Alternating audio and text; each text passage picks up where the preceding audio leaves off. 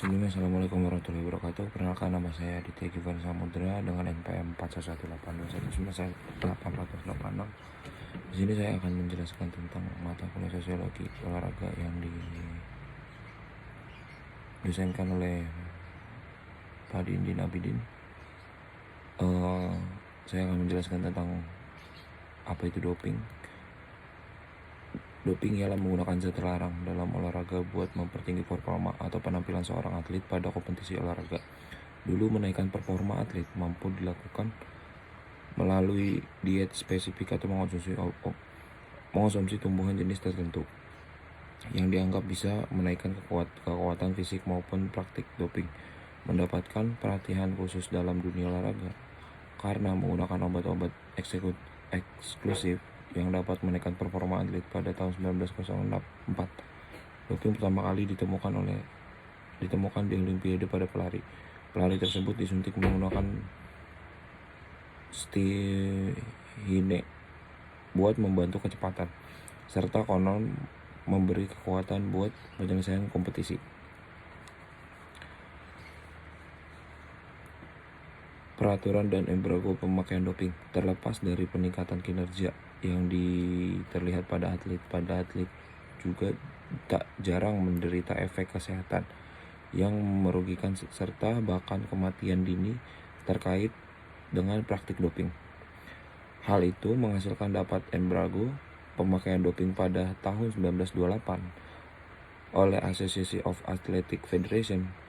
Menurut kode anti-doping global atau World Anti-Doping Code yang ditetapkan oleh WADA atau World Anti-Doping Agency di tahun 2008. Sesuatu zat yang mengandung doping, termasuk doping bila memenuhi 2 sampai 3 kriteria berikut ini.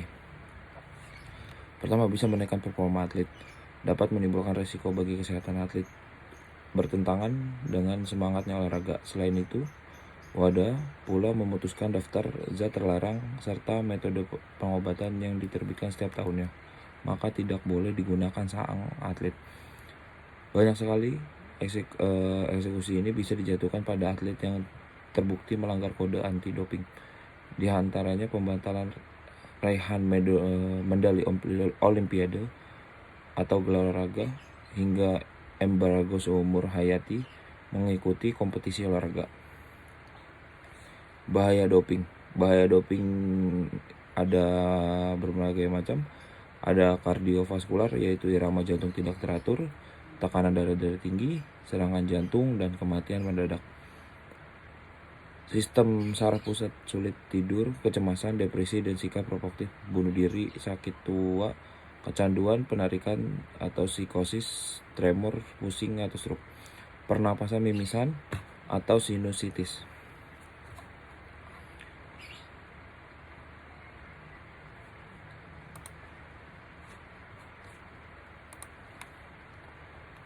Di sini ada jenis-jenis doping. Jenis doping itu ada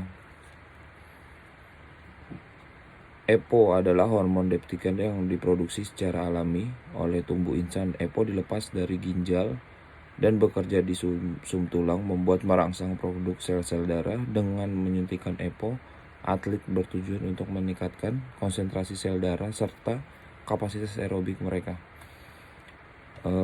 Kedua, ada CERA. CERA itu adalah bentuk generasi ketiga asal EPO, tidak sinkron dengan bentuk obat sebelumnya. CERA membutuhkan injeksi yang lebih sporadis sebab mempunyai saat paru yang lebih usang.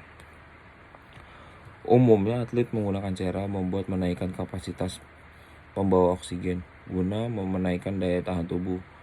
Sepak bola itu bisa dipergunakan sehabis pembinaan buat pendorongan pemulihan yang lebih cepat.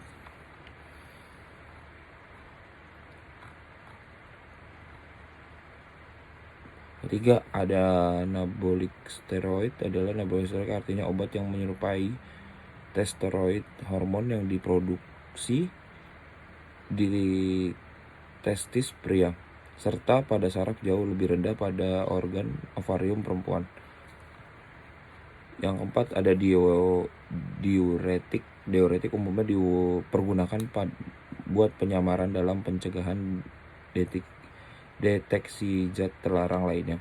Selain menutupi obat lain, diuretik pula dapat membantu atlet menurunkan berat badan yang dapat mereka pakai. Persyaratan mereka pada olahraga menggunakan kategori berat eksklusif. Yang kelima, ada blood doping. Ada dua bentuk blood doping darah.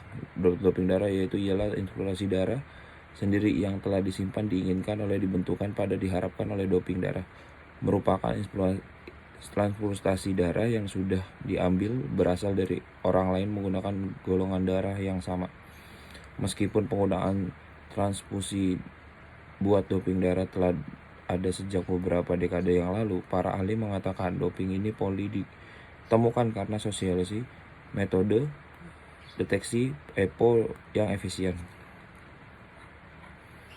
Yang keenam, ada insulin. Insulin meningkatkan penyerapan glukosa ke dalam otot serta membantu pembentukan serta menyimpankan glikogen otot. Atlet kemungkinan menggunakan buat olahraga yang membutuhkan daya tahan tingkat tinggi. Penyalahgunaan doping eksklusif bisa mengakibatkan kadar gula sangat rendah, sesuatu kondisi yang terkenal menjadi hipoglikemia yang bisa menyebabkan hilangnya fungsi kognitif, kejang, tidak kesadaran, serta dalam masalah ekstrim bisa mengakibatkan kerusakan otak sampai kematian. Terima kasih.